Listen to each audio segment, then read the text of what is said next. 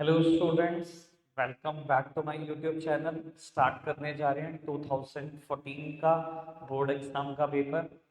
बेटा, इससे पहले कि हम स्टार्ट करें, एक इम्पॉर्टेंट इन्फॉर्मेशन आप सबके लिए। लास्ट पेपर तो है ही जो हम अटेम्प्ट कर रहे हैं।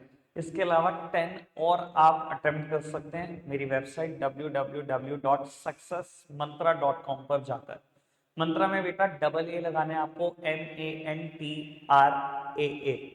सक्सेस मंत्रा डॉट कॉम पर जाओ, वहां पर 10 पेड सैंपल पेपर भी हैं आप सबके लिए। उन सैंपल पेपर को भी सब्सक्राइब करना मत भूलिए। वहां पर 10 वीडियोस गिवन है। कॉस्ट इज वेरी मिनिमल, 100 रुपी में बेटा 10 पेपर दे रहे हैं। 10 रुपी पर वीडियो कॉस्ट कर रहा है। ठीक है ना जी, मैं अपनी कॉस्टिंग भी नहीं निकाल पा रहा हूँ उससे, सीधी सी बात तो ये है। खैर, ये सब आपके बेनिफिट के लिए बेटा, आप वहां पर जरूर जाइए और पढ़ना शुरू कर दीजिए। बेटा 2014 का पेपर सॉल्व करने से पहले एक बात बता देता हूँ। यहाँ पर ना थोड़ा सा पेपर पैटर्न चेंज था।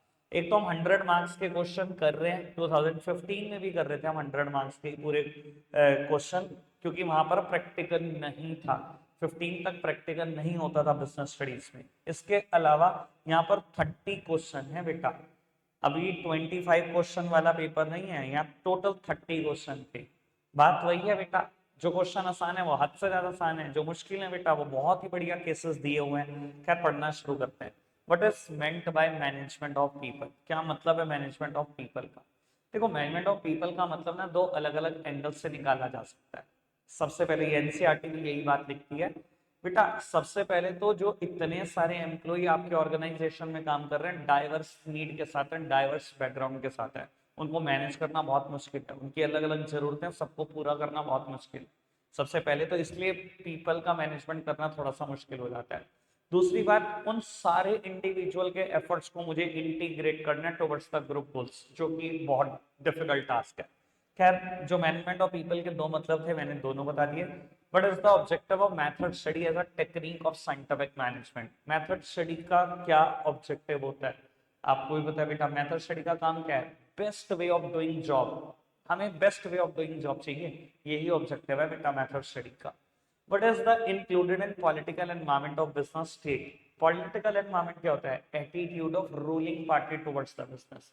कि रूलिंग पार्टी या गवर्नमेंट ऑफ इंडिया कैसे देखती है बेटा किसी बिजनेस को। Given the meaning of policy as a type of plan. बेटा, पॉलिसी क्या है? General statement that tell us what is to be done or what is not to be done, या that bring uniformity in action। बेटा, policy एक general statement है जिसकी वजह से हम यूनिफॉर्मिटी इन एक्शन ला पाते हैं, सबके साथ एक जैसे हो जाते हैं। यूनिफॉर्मिटी वर्ड शायद समझते होंगे, यूनिफॉर्म वर्ड से निकला है। जब बेटा स्कूल की यूनिफॉर्म पहन लेते हैं, सभी बच्चे एक जैसे दिखते हैं ना, तो पॉलिसी का काम यह है कि हमारा बिहेवियर सारे बिजनेसेस के लिए एक जैसा नजर आए। तो इसी वजह से वर्ड लगाया जाता है यूनिफॉर्मिटी ऑफ एक्शन। जैसे कि हमारी रिटर्न पॉलिसी है, पूरी दुनिया के लिए एक है। फ्लिपकार्ट की रिटर्न पॉलिसी पढ़ लो या अमेजोन की रिटर्न पॉलिसी पढ़ लो, सारी दुनिया के लिए एक जैसी है ना। तो कहीं ना कहीं पॉलिसी हमारी मदद करती है हमारे एक्शन में यूनिफॉर्मिटी दिखे, इसीलिए।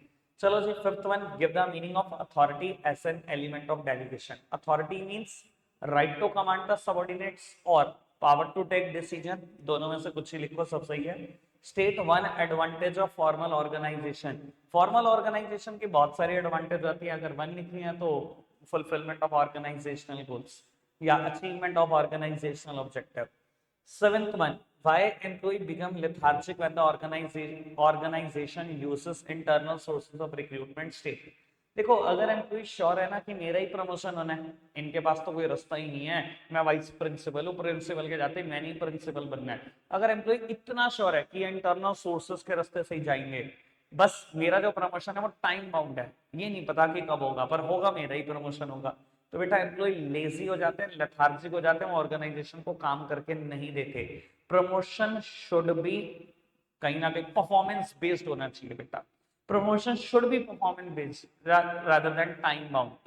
तो ये है बेटा वो बात।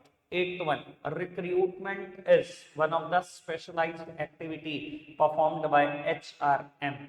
Mention any two other specialised activity of HRM. बेटा, एचआरएम की दो और एक्टिविटी लिखनी है, तो लिख सकते हो training and development of employ, handling customer complain and grievances, Ninth, give an example of employee recognition program as a non-financial incentive. बेटा नॉन फाइनेंशियल इंसेंटिव बताना है, एग्जांपल देना है एम्प्लॉय रिकॉग्निशन प्रोग्राम का. Displaying the name of efficient employ on the notice board of employ, sorry notice board of the organisation. Notice board पर बेटा अपने talented अपने कॉम्पिटेंट एम्प्लॉय का नाम लिख देना, डिस्प्ले कर देना ताकि उससे मोटिवेशन मिले. सेम काम डोमिनोज भी करता है बेटा. सेल्स गुरु, कहीं ना कहीं हम डोमिनोज में जाते हैं, हम देखते हैं बेटा एक फ्रेम लगा हुआ है, उसमें पिक्चर लगा दी जाती है salesman, salesman of the month या सेल्स गुरु, ऐसे करके पिक्चर पेश कर दी जाती है जिसने सबसे ज्यादा सेल ला कर दी होती है ऑर्गेनाइजेशन को, उस एम्प्लॉय की. तो कहीं ना कहीं एक बहुत ही अच्छा मोटिवेशन का सोर्स भी है. 10th one, what is meant by encoding as an element of communication? Encoding क्या है बेटा? Converting the message into the words, symbol, action, diagram और flow chart. यही तो encoding है. चलो जी आगे बढ़ जाते हैं. Define capital structure. सबसे सिंपल डेफिनेशन बताता हूँ. Capital structure is the mix between owners fund and borrowed fund. The other name of owner fund is equity and other name of borrowed fund is debt. That simply means capital structure is a mix between debt and equity.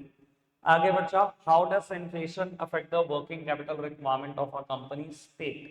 कैसे inflation working capital requirement को affect करता है? बेटा inflation का मतलब ही क्या होता है? Rises in prices. और अगर राइजेस इन प्राइसेस हो चुके हैं, इन्फ्लेशन आ चुका है, तो मेरी वर्किंग कैपिटल रिक्वायरमेंट बढ़ ही जाएगी ऑटोमेटिकली. क्यों? अगर मेरे को सेम स्केल का प्रोडक्शन करना है जितना मैं पहले करता था, क्योंकि अब मटेरियल महंगा हो चुका है, कहीं ना कहीं बेटा पैसे ज्यादा लगेंगे, वर्किंग कैपिटल रिक्वायरमेंट ज्यादा होगी. आगे बढ़ जाओ. 13 क्वेश्चन. बेटा 12 क्वेश्चन 1 मार्क क्वेश्चन थे, यहाँ पर 1 मार्क क्वेश्चन खत्म हो जाते हैं. आगे बढ़ते हैं. अब जो केस है बेटा वो बहुत ही बढ़िया है इस पूरे के पूरे पेपर के. कहता है by quoting the lines from the above para identify the needs of Rahim that are satisfied by the offer of cycle company. Also explain two other needs of Rahim followed by the above that are still to be satisfied. कौन सी बेटा need satisfy हुई है रहीम की, line coat करके बताना है. और कौन सी दो और जरूरतें हैं जो अभी सेटिस्फाइड नहीं हुई हैं. पढ़ते हैं. Rahim was working in an enterprise on daily wages basis. ठीक है ना, ये वेज होगा बेटा. It was difficult for him to fulfil the basic needs of his family. His daughter fell ill. He had no money for his daughter's treatment. To meet the expense of a treatment, he participated in a cycle race and won the prize money. The cycle company offered him a permanent pensionable job, which he happily accepted. देखो यही line है, एक ही line है.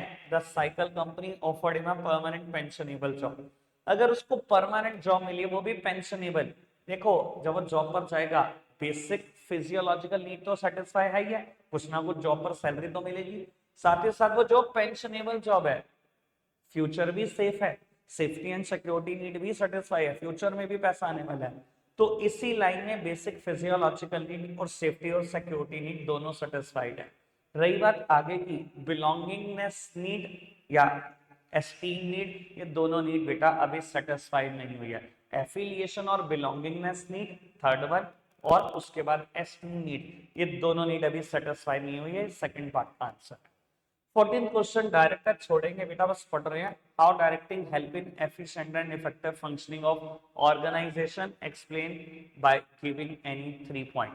बेटा importance of directing लिख देना 3 point में. Directing integrate, sorry directing initiate action, integrate group efforts. ठीक है ना, वही सारी बातें, कुछ और नहीं.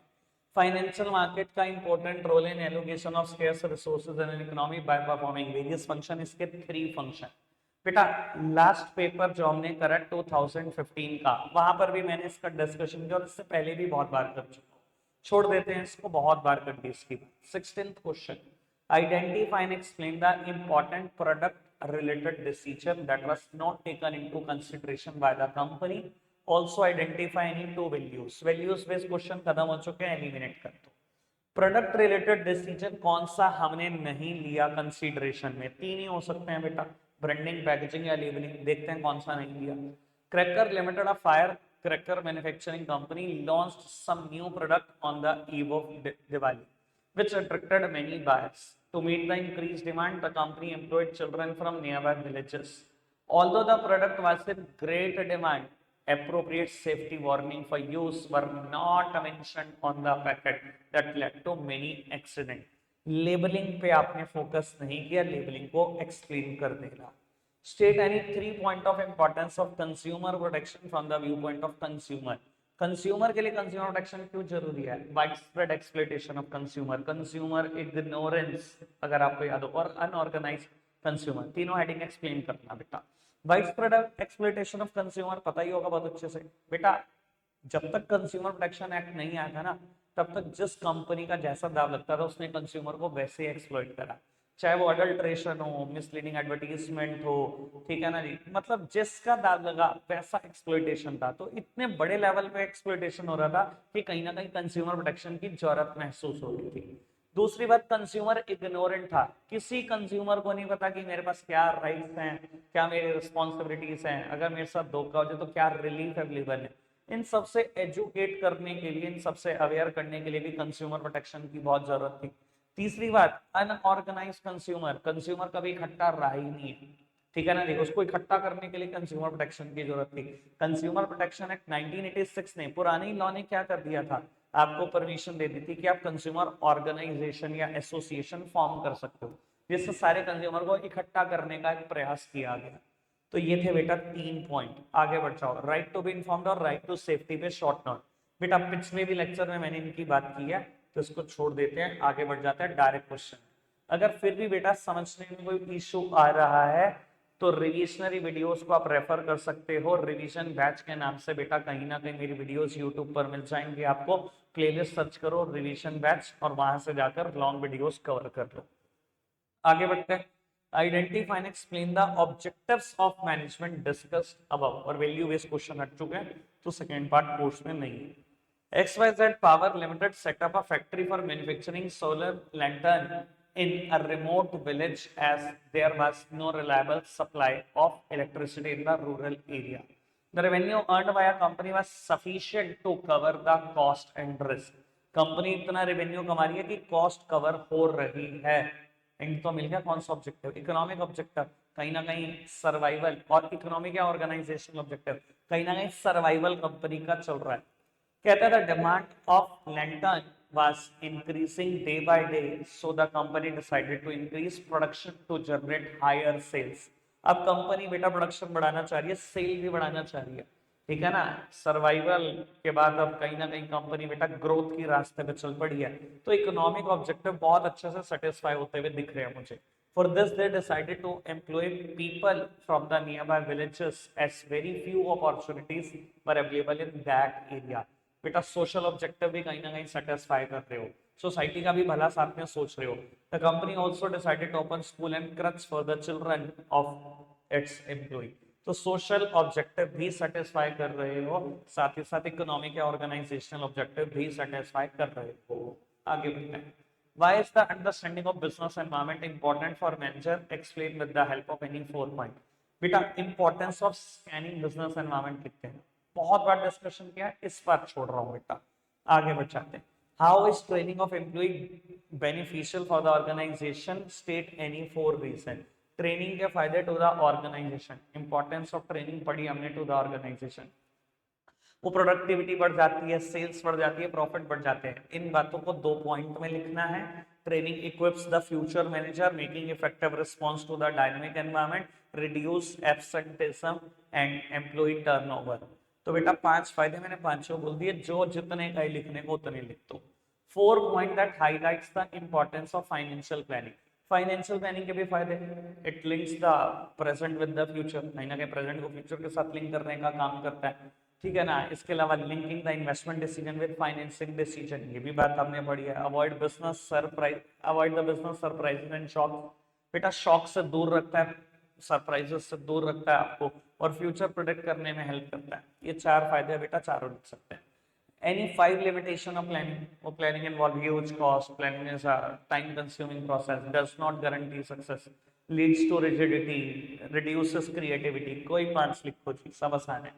मनी मार्केट और कैपिटल मार्केट के इंस्ट्रूमेंट में 5 बेसिस पे डिफरेंस, ठीक है जी. पार्टिसिपेंट्स, मनी मार्केट में central government, reserve bank of India, commercial bank participate करते हैं। यहाँ बेटा यहाँ कंपनीज पार्टिसिपेट करती हैं, एफआईआई पार्टिसिपेट करते हैं, रिटेल इन्वेस्टर पार्टिसिपेट करते हैं। इनके instrument T bill, commercial paper, इनके instrument equity share, preferential debenture, investment outlay. Money market entails a huge sum of money as the instrument are quite expensive.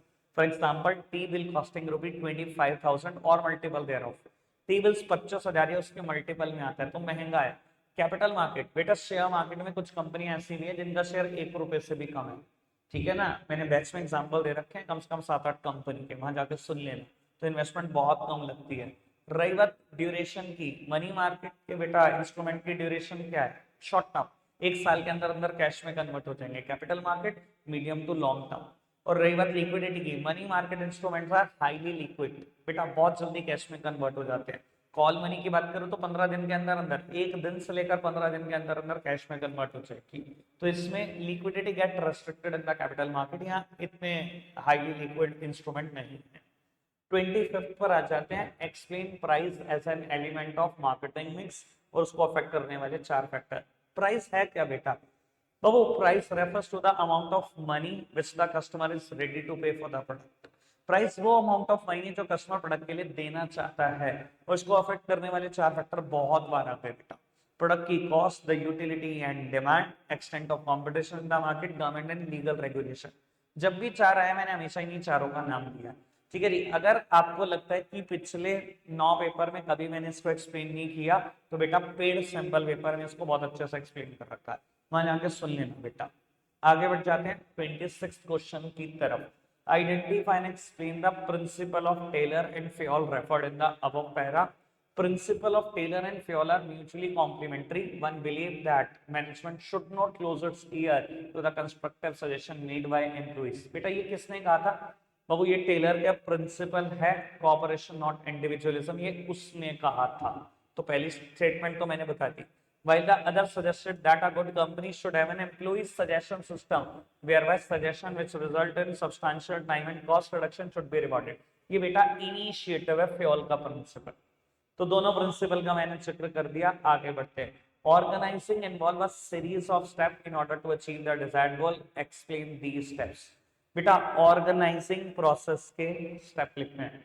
अब भैया इतने direct question कहाँ आते हैं, identification and division of work, departmentalisation, assignment of duty, establishing reporting relationship, लिख देना जो आसान लगे।